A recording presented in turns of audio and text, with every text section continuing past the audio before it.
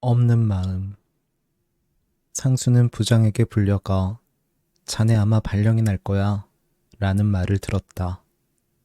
그 순간 발뒤꿈치를 무언가가 와락 물어버린 것 같았다. 부장이 말한 상수의 발령지는 한국의 어느 지방도 아니고 협력사가 있는 일본도 아닌 베트남이었다. 한국의 방직 공장들은 중국이나 동남아로 넘어간 지가 오래니까 따져보자면 놀랄 것도 없었다. 공장을 상대로 영업해야 하는 미싱 회사에서는 그런 이동을 따라다니는 것이 당연했으니까. 상수도 한때 베트남을 공략해야 한다고 회의 시간에 열변을 토하기도 했지만 자기가 가겠다는 뜻은 아니었다. 그런 곳에 가는 사람은 이제 막 들어온 사원들 중 아직도 문명 개척에 가까운 저돌적 영업 방식의 향수를 가지고 있는 자, 동남아와 한국의 상대적 물가 차이를 이용한 생활 수준의 업그레이드에 관심이 있는 자, 실현, 이혼, 불화 등으로 일종의 도피처가 필요한 자 정도로 요약할 수 있었다.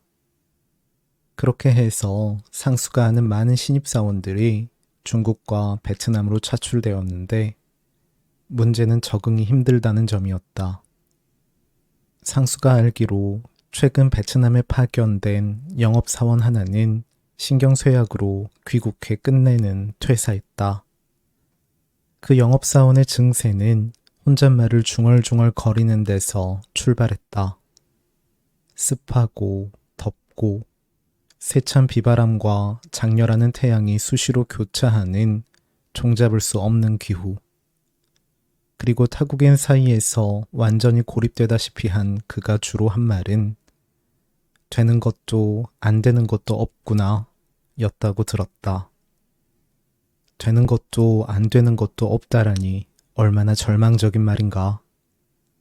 기껏 무언가를 했는데 플러스 마이너스 제로라면 얼마나 맥이 빠지는가.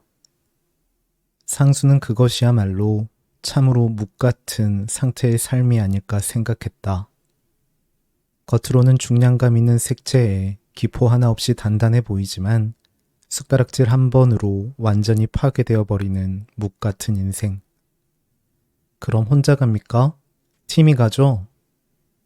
베트남이라는 단어를 듣자마자 정신이 곤죽이 된 상수가 겨우 한 말이었다. 거야 모르지.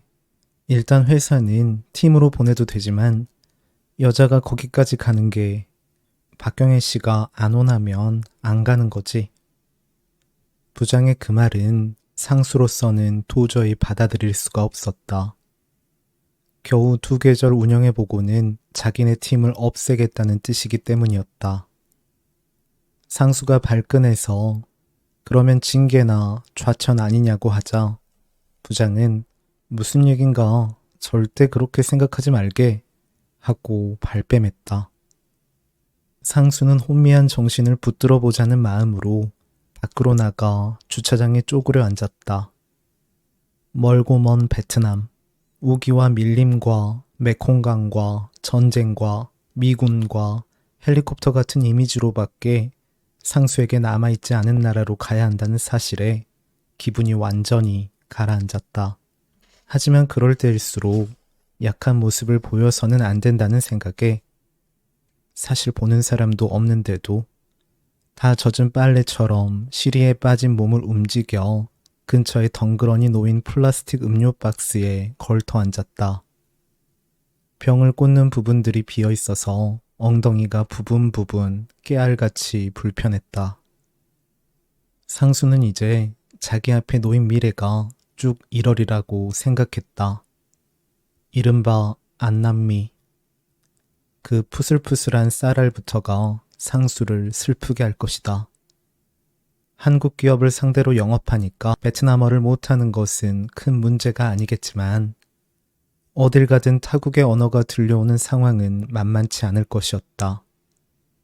그나마 익숙한 영어도 일본어도 아니라서 더더욱 상수의 마음을 갉아먹을 베트남의 말들. 말 걸어주는 사람 하나 없을, 물론 서울에 있을 때도 그리 활발한 사교 활동을 한 것은 아니지만 그 고독감 속에서 인터넷으로 한국 드라마들이나 다운받으면서 긴긴 밤을 보내야 하는 건가? 그러면 언제다 페이지는 어떻게 하는가? 그렇게 먼 곳에서 과연 지금처럼 명징하게 사랑의 무고함을 이야기해 줄 수 있을 것인가? 상수에게는 사랑의 상심한 회원들, 언니들이 필요했다. 그들이 상수라는 언니를 필요로 하듯이. 상수는 그런 생각들을 하면 가슴이 탁 막혀왔는데 더 기가 막힌 건 자기가 다른 나라로 전출되어 가더라도 아쉬워할 사람이 없다는 점이었다. 그렇다면 사실 서울에서 베트남으로가 아니라 죽어서 사라진다 해도 상황은 마찬가지 아닌가? 내면에 엄청난 소용돌이를 일으키며 상수는 그런 비관으로 빠져들어갔다. 청해수산에서 전어회를 먹으며 상수의 발령 이야기를 들은 경애는 무자비하게도 그러니까 저에게 선택권이 있는 건가요? 하고 물었다. 매몰찬 말이었다. 상수는 그 말이 서운해서 평소에 잘 먹지도 않은 청아를 한 병이나 마셨다. 경애는 소주와 맥주를 섞어서 마셨는데 자기 혼자 먹는데도 맥주잔 주둥이를 냅킨으로 막고 흔들어 회오리를 만들었다. 상수는 취한 것도 취한 것이지만 이 판국에 그렇게 소맥의 기쁨을 다 누리고 있는 경애가 얄미워서 말수가 줄어들었다. 그러니까 테이블은 조용해지고 저녁을 먹은 사람들이 빠져나가면서 서울의 밤이 조용해지고 있었다. 거리와 술집이 조용해진다는 건 사람들이 집으로 돌아갔다는 이야기. 인기척을 내며 문을 열고 누군가에게 왔어. 인사하며 놓쳐버린 끼니나 과일 등을 먹으며 텔레비전을 보다가 자기들끼리 또 인사를 하며 잠이 들었다는 이야기였다. 상수는 언제나 그렇게 조용히 잦아드는 서울의 밤을 예민하게 느끼면서도 정작 그런 하루의 주기에서는 늘 소외되어 있다고 생각했다. 밤이 되면 될수록 상수의 슬픔과 상수의 회한, 상수의 고독과 상수의 분노 같은 것은 더해갔으니까. 하지만 그런 서울의 밤을 느낄 날도 얼마 남지 않았다. 이제 그 무더운 베트남에서 상상할 수밖에 없을 것이었다. 오늘은 박경애가 회사의 어디에서 담배를 피웠나? 누구랑 말은 좀 섞었나? 그 애인하고는 잘 되어가나? 그 사람 앞에서는 좀 웃나? 하는. 경애는 상수를 위로하려는 건지 자기는 그 발령권이 좌천이라고 생각하지는 않는다고 했다. 그러자 상수는 반색했지만 바로 이어서 경애가 그렇다고 마냥 반길 일 같지도 않다고 해서 김이 샜다. 그건 그냥 좋지도 나쁘지도 않고 다만 좀 이상한 일인 것 같은데. 그래도 공 팀장님이 10년 차인데 거기까지 왜 파견 직원으로 보내는 건지 생각해 봐야 할 거예요. 베트남에도 그쪽 영업을 전담하는 총판, 소울 에이전트가 있는데 굳이 팀장급 항공비를 다 감당해가며 영업사원을 파견한다는 거 말이에요. 영업 실적을 기대하는 것 아니겠습니까? 투자를 해서. 그런데 솔직히 우리가 그런 능력은 없잖아요. 우리가 그렇잖아요. 경애는 그런 말을 깐 마늘을 깨물어 반으로 나누면서 참 무심하게도 했는데 상수는 그것이야말로 말 그대로 팩트폭력 아닌가 생각했다. 사실은 사실이었다. 어차피 서울에서도 고독한 거 자기 혼자 가도 그만이라고. 상수가 홧김에 생각하고 있을 때쯤 경애가 소맥을 말다가 말고 누군가의 전화를 받으러 나갔다. 횟집의 창밖으로 배를 깔고 수족관 안을 유영하는 광어와 유리면을 발판 삼아 수면 위로 열심히 기어오르는 낙지들 옆에서 경애의 얼굴이 환해졌다가 어두워졌다. 아주 많이 어두워져서 입술을 깨물고 어떤 감정들을 떠올리다가는 애써 삼키면서 왜? 라고 묻는 것 같았다. 왜냐고.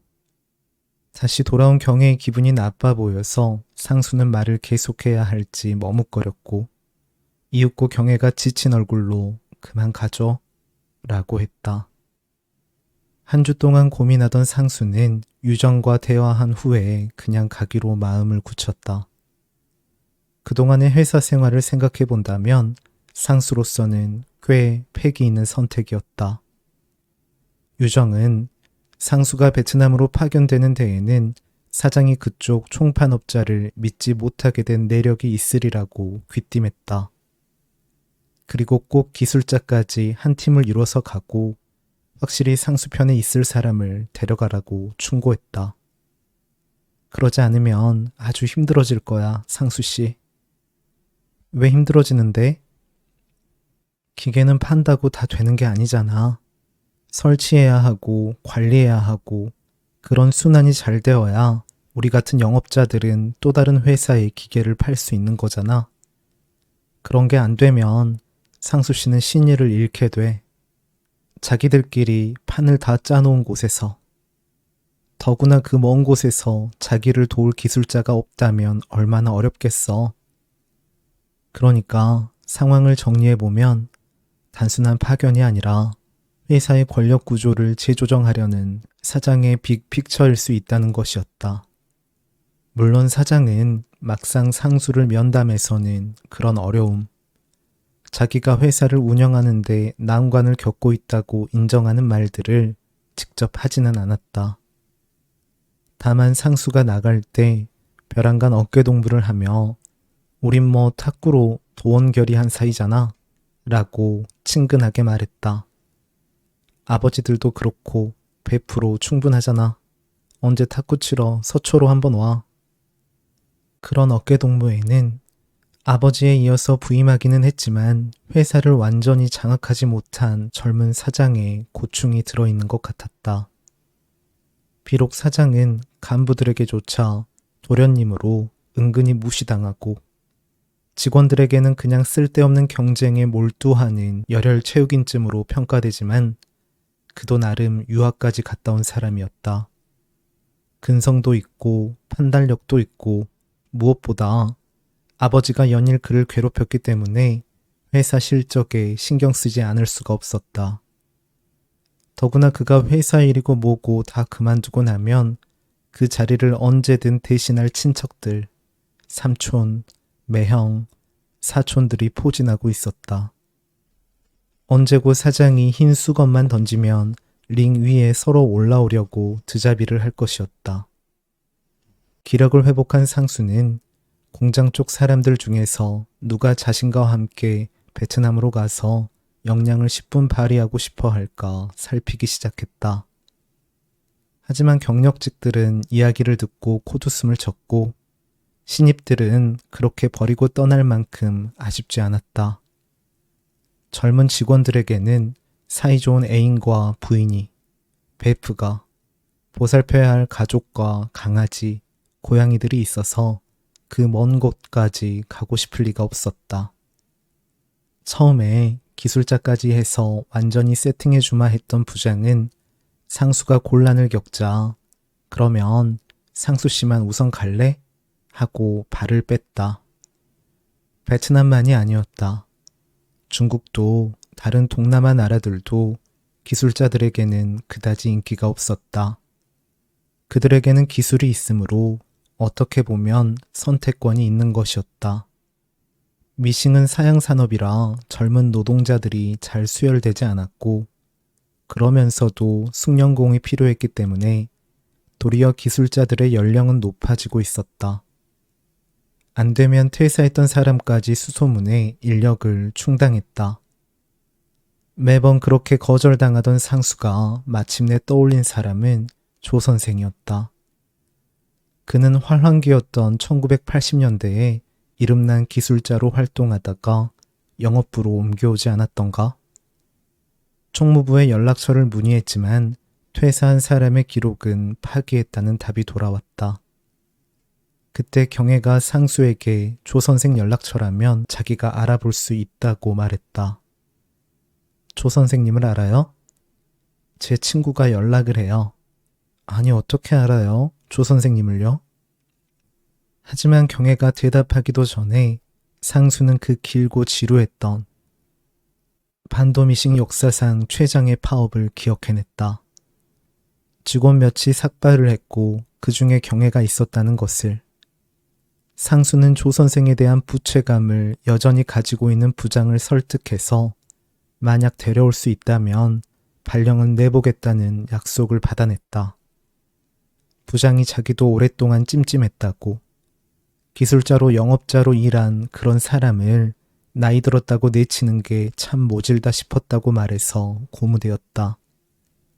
박경혜 씨, 조 선생님, 그리고 저 이렇게 셋이 베트남 가면 뭐 괜찮지 않겠습니까? 우리도 실적 한번 내지 않겠어요? 경혜는 그 말에 그런가요? 하고 되묻고 더 이상 동의할 수는 없었다. 일령이 조 선생은 아주 안 좋게 지낸다고만 하고 더는 말을 아꼈기 때문이었다. 갑시다. 조 선생님이 산다는 인천으로 가서 데려옵시다. 설득합시다. 경혜 씨, 인천에 몇 번이나 가봤어요? 가본 적 없어요. 갈 일이 없잖아요. 경혜는 인천이라고 하면 아주 많은 기억들이 떠올랐지만 그 이야기를 누군가에게 하고 싶지 않아서 다시 수면 아래로 가라앉게 두었다. 이의 이야기는 산주에게조차 자세히 말하지 않았다. 하기는 전철 끝이니까, 머니까. 그쪽에서 보면 끝이 아니라 시작이기도 한 거잖아요. 경혜 씨는 어떻게 그렇게 근사한 말을 잘합니까? 상수는 경혜에게 연신 평소답지 않는 감탄을 했다. 상수가 요즘 어떻게 해야 경혜에게 자신을 어필할까 고민하는 건 사실이었다. 그러자면 자신을 우선 이해시켜야 했다.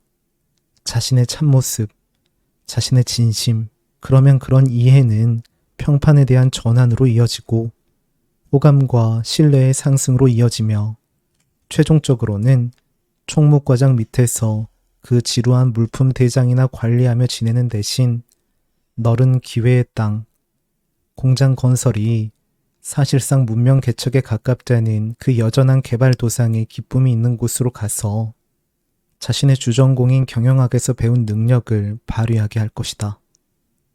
그렇게 경혜의 마음에 들고 싶은 것이 단순히 팀장직을 유지한 채 베트남으로 발령받고 싶어서인지 아니면 더 원하는 게 있는지는 상수 자신도 헷갈렸다.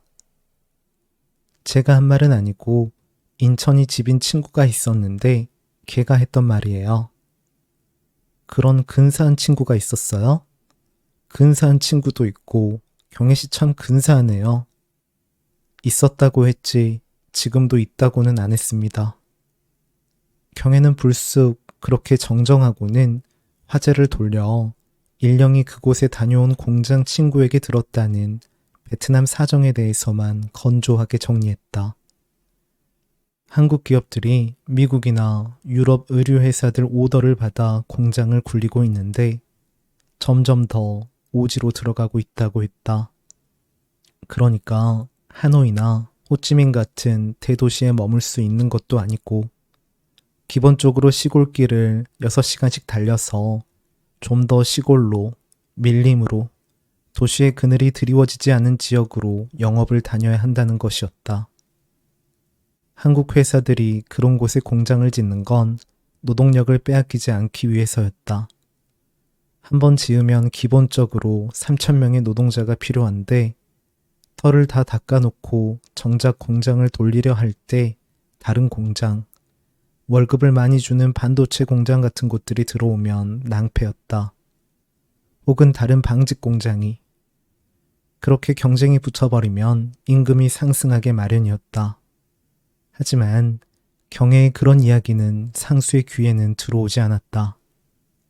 상사가 분명한데도 대체 어느 구도에서인지 을이 되어버린 상수는 어떻게 해서든 경혜의 마음, 경혜의 선택, 경혜의 동의를 이끌어내는 일이 우선이었다. 그래서 평소의 감정 상태를 생각해 본다면 심하다 싶을 만큼 기운을 냈다. 원래 인생이란 게 끝이다 싶을 때 시작되는 것 아닙니까? 그렇게 끝이 계속 열리는 거지 않습니까? 상수에게 시들시들하게 말했지만 경애는 어쩌면 모두가 별로 가고 싶지 않은 곳에 나가보는 것도 나쁘지 않다고 생각하고 있었다. 다시 총무부에 돌아가 고립된 채 회사 생활을 하고 싶지는 않았다. 다만 경애는 산주가 마음에 걸렸다. 하지만 그렇게 산주를 마음에 걸려하는 자기 자신에 대해서 생각하다 보면 무섭도록 초라해지는 것도 사실이었다. 경애가 산주를 다시 만나서 하는 일은 자주 다녔던 데이트 장소를 순회하는 것이었는데 둘이 함께 한강공원에 가서 맥주를 마셨던 날 둘은 서로를 안고 그전처럼 가까이 느꼈다. 그날은 좀 기이한 날이었다. 한낮 강변의 펍에 앉아 맥주를 마시는데 선착장에 줄줄이 묶어놓은 오리배들이 눈에 들어왔다. 오리배들은 주둥이가 노랗고 눈은 까맣고 사람을 태우는 칸은 아주 하였다. 세로로 파라다이스라는 상호가 쓰여 있었다. 오리배와 파라다이스, 그리고 새들이 내려와 앉은 한강, 철교와 다리, 그리고 맞은편의 산주. 그런 풍경들은 뭔가 오래된 상실감을 불러일으켰다. 그의 한계에 대해 말하면 며칠이고 연락을 끊었다가 아주 상처받은 얼굴로 나타나 그냥 옆에 좀 있으면 안 되겠니? 하고 물었다. 내가 아픈데 그러면 정말 안 되겠어? 그 상황을 알게 된 미유는 당장 산주에게 전화하겠다며 흥분했다. 경애가 상처를 받은 사람이라면 누군가에게 말하고 싶을 수 있다고. 산주는 들어줄 수 있는 귀를 가진 사람을 찾아오는 것뿐이라고 설명했지만 미유는 그게 얼마나 이기적인 일이니? 인생 망했는데 지금 바람이라도 나자는 거니? 라고 말해서 경애를 슬프게 만들었다. 경애를 만나고 집으로 돌아간 미유는 다시 전화해서 난 너가 안 힘들었으면 좋겠어 라고 말했다. 전화기 너머로 미유의 딸이 옹알이하는 소리가 들렸다. 아이들이 내는 소리는 아름다워서 때로는 어떤 풍경을 아주 비참하게 만들기도 한다고 경애는 생각했다. 그런 기약 없는 일에 아까운 인생 소모하지 않았으면 좋겠어. 그런 건 사랑도 아니잖아. 아니지. 아닌데 왜 그래? 왜 그래야 해? 네가? 경애는 더 이상 말을 이어가지 못하고 미유에게 너무 걱정은 마 라고 말했다. 지금 산주와 가까이 있고 싶은 경애의 마음은 로맨스적인 욕망도 관계 회복에 대한 열망도 아닌 일종의 패배감일 뿐이라는 것. 그런 것 뒤에 미약한 연대감만이 지금 두 사람을 추동하고 있을 뿐이라고 고백하고 싶었지만 그 사실을 저렇게 예쁜 아기와 밤을 맞을 미유에게 이해시킬 방법은 없어 보였다. 아주 무참히 패배해서 결국에는 아무것도 지키지 못할 두 사람이 서로의 형편없는 얼굴을 간신히 쓸어주는 일일 뿐이라는 것을.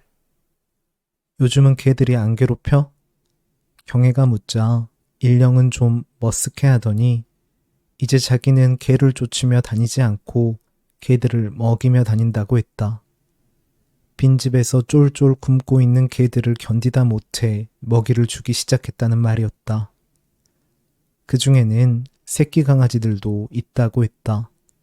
안 봤으면 모를까 자기처럼 반려동물 취향이 없는 사람도 도저히 무심히 지날 수가 없다고. 일령이 집으로 돌아간 뒤로도 편의점 파라솔에 가만히 앉아 있다가 자기가 알지 못하는 어느 길을 이제 등산 스틱이 아니라 먹다 남은 고기나 빵 따위를 들고 걷는 일령을 상상했다. 그러자 세상은 어느 맥락에서 그렇게 순해질까 하는 생각이 들었다. 일령은 복날이 되면 야산의 개들도 그때쯤 사람들이 자기를 잡으러 온다는 걸 알아서 더 깊은 산속으로, 도시의 외곽으로 달아난다고 했다. 그러다가 여름의 고비가 지나면 도로 밑으로 내려와 무리를 지어 달리면서 일령 같은 외부인들을 경계하면서 쫓고 그 사이 또 다른 개들을 낳기도 하다가 문득 일령이 건네는 먹이로 배를 채우기도 한다는 것. 그렇게 해서 개들도 순해지고 수도 검침원도 순해지는 시간.